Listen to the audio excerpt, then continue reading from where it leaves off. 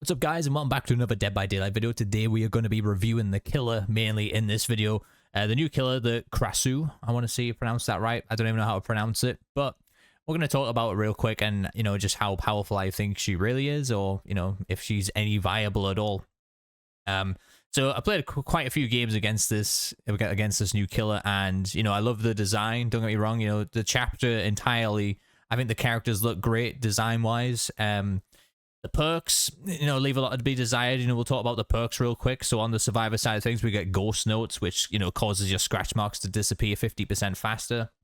This is actually really good. This was like the first thing that I tested in the PTB, was using a build with ghost notes and like fixated and lightweight and stuff, just to see how quick the scratch marks can disappear. And, they basically disappear in a second. So it's a pretty strong perk for that. The other two perks, however, aren't that great. 1, 2, 3, 4. He's spending 15 seconds hitting skill checks just to get a plus 20% chance of getting a skill check in your other actions like healing or repairing a generator. I don't think this is really a beneficial perk at all. It's kind of a waste of time. I try to use this with autodidact, and honestly, I don't think that really made much of a difference, honestly. And the time it spent me doing this and then going to heal somebody, it was a big waste of time. For efficiency, I suppose it's a unique way to play the game, I guess. It kind of changes your playstyle up a little bit, but yeah, it's a lot of the time wasting, especially when there's just infinitely better healing builds out there. And I suppose you could argue you could use this for generator repairing, but realistically, I guess you could just use something else. And then we have road life as well, which is basically gain +1 token for a great repair skill check. While injured and repairing a generator, obviously regular skill checks have the following effects. You gain 0 tokens for a good repair skill check and -2 for a failed repair skill check. And all this does is basically give you 100% healing speed until you stop healing. So you can't even 99 a heal and then keep the 100% healing speed. Again, you're going to have so much more beneficial things from using Wheel Make It, even Desperate Measures, any type of other healing boost and perk. This is another waste of time. And again, it just kind of underlines that behavior. Need to stop really putting perks in the game at this rate, because they're just running out of ideas with them. And most of them are just kind of rehashed at other perks. So you see these perks and you're like, okay, let's try and make a build around it. Like I did with the 1, 2, 3, 4 perk. Try and make a build around that with autodidact. Wasn't really worth it. And then road life, that one's just kind of terrible for hitting great skill checks and just getting 100% healing speed, because there's already perks out there that kind of do a way better job than that. And mainly you'll heal people off the hook. And if they have resurgence as well, that's still going to be a quick heal too. So yeah, there's no real things to sit here and go, okay, we're going to put these two perks in a build. However, Ghost Notes, at least it has its own unique set in there where you can combine that with the likes of Vigil, increasing your recovery rate from exhausted by 10% there. And then Vigil is like 66% that it has on its current perk description. I don't know why it says 66%. It never used to say that, but a total of 76% exhausted recovery speed, apparently. But I'm pretty sure that probably doesn't work, because when I tested it out, it didn't really feel like it was recovering from exhausted that fast, but yeah. So yeah, that's the perks on the survivor side. Then on the killer side, we're going to quickly read through these as well. We have Ravenous. Whenever you hook a survivor for the first time, gain 1 token up to 4. When you have 4 tokens, all survivors scream and gain the exposed effect for 60 seconds. Actually, not a terrible perk. I think it's kind of decent, especially to go along with all these anti-tunneling and slugging things. So you're then going to be more kind of focused on getting all the other survivors to get all those buffs going on there.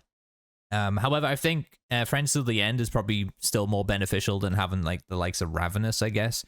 But yeah, like I said, with the change of the anti-tunneling and camping and slugging and stuff like that, I think Ravenous might find its way into a certain build, so it's not a terrible perk for the killer. Wandering Eye, whenever you start chasing a survivor, reveal all auras of other injured survivors within the 16 meters for 5 seconds. This perk has a 40 to 30 second cooldown depending on the tier there. So again, I don't really think that's if a survivor's injured, they've probably just been unhooked, right? Maybe. Again, it's kind of going against the anti-tunneling stuff that's going on in the game. And then we have X Overture of Doom. Spawns a Hexstorm that curses the furthest generator and reveals its aura to you in yellow. When a survivor repairs the curse generator for 5 seconds, you gain undetectable, and your terror radius is applied to that generator for 30 seconds. When the curse generator is repaired, the next farthest generator is cursed. This is a hex totem. There's already perks in the game that do something like this similar, way better. Leaving your terror radius on the generator while you kick it, and you have things like force penance. Is it force penance? No. There's a pyramid head perk where you kick the gen, and then you literally gain undetectable. Force penance is the one where somebody tries to take a protection hit when you're carrying a survivor. But yeah, obviously there's a perk out there already that when you kick the gen, you basically have undetectable terror radius, and that's not a hex, so that's already infinitely better. So there's already better perks out there, and yeah, I suppose if you want to do like a full hex build, you'd put this on, but honestly, I don't think it's that great. Ravenous, however, I'd probably say is the better perk out of the killer ones there. So yeah, those are the perks. Like I said, the design of the character, the survivor, V, and the killer, the Krasue, I think they look really cool. I like the music as well for the chapter. However, the Krasue's power is extremely weak in my opinion. I'm not a killer main or even claim to ever be a killer main, but I can only judge it me playing against the killer all the time, and I feel that she is very easy to go against. There's a big counterplay to her as well. Literally, all you need is resilience, and you'll instantly counter this killer, because how she works is she'll have to go into her body form, and then she'll have to spit on the survivor basically to infect them, and then swap to her head form and be able to do damage basically in the head form there. With the head form, you can vault. However, it's not really going to work out well for you, because if you're vaulting pallets, survivors can really just cheese the pallet, because they're so slow at vaulting and turning around to hit that you can just get away with using resilience and pretty much infinitely dodge the killer. So they have to be forced to go into their body form to break the pallet, which leads to the chases being very prolonged and lasting a long time. So you can waste a lot of time with this killer. It's just it's a very bad design in my opinion. Obviously, she does have some good traversal, and like I said, she's got a good design, she's got a good Mori and everything like that, but they really didn't think this one through in terms of how she's going to perform on certain pallets or, windows and things. Like, you are going to have to run a perk like Disillusion, I think it's called, or Dissolution, where basically, after you hit a survivor, they fast vault a pallet, it'll break the pallet.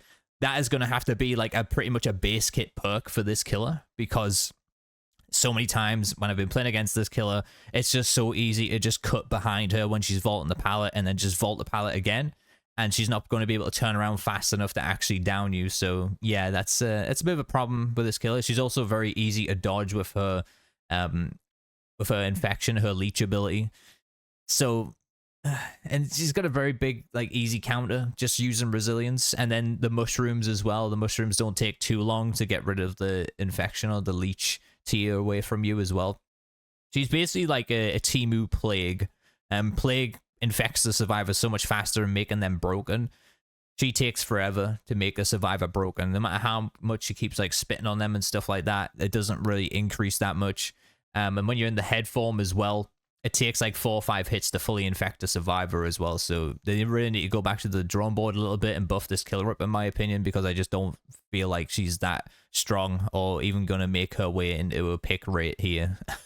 Definitely one of the weakest killers I've ever played against in the PTB. And I know it's a PTB, obviously people are new to the killer and stuff, but I played it for quite a few hours, and I didn't really come across any good one, honestly, because they were just so easy to just deal with.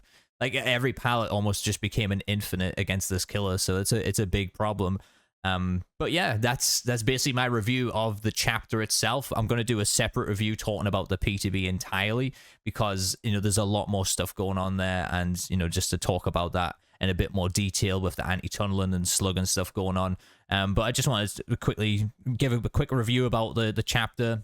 Like I said, everything's great apart from the killer power. I think the killer really needs some help there. I wouldn't even say that they're add-on dependent, honestly, because even with an iridescent add-on that starts the survivors infected, they can just go and pick up a mushroom and uninfect themselves, basically, and it's pretty straightforward doing that. So That killer's going to need a lot of help. And like I said, dissolution is the only one that's really going to help them out massively, unfortunately. But let me know your thoughts down below on the chapter in Dead by Daylight, the new chapter coming out. If you did enjoy the video, hit that like button, hit that subscribe button for more Dead by Daylight content on this channel. I've been Pixel, this is my awesome viewers. I'll catch you guys in the next one.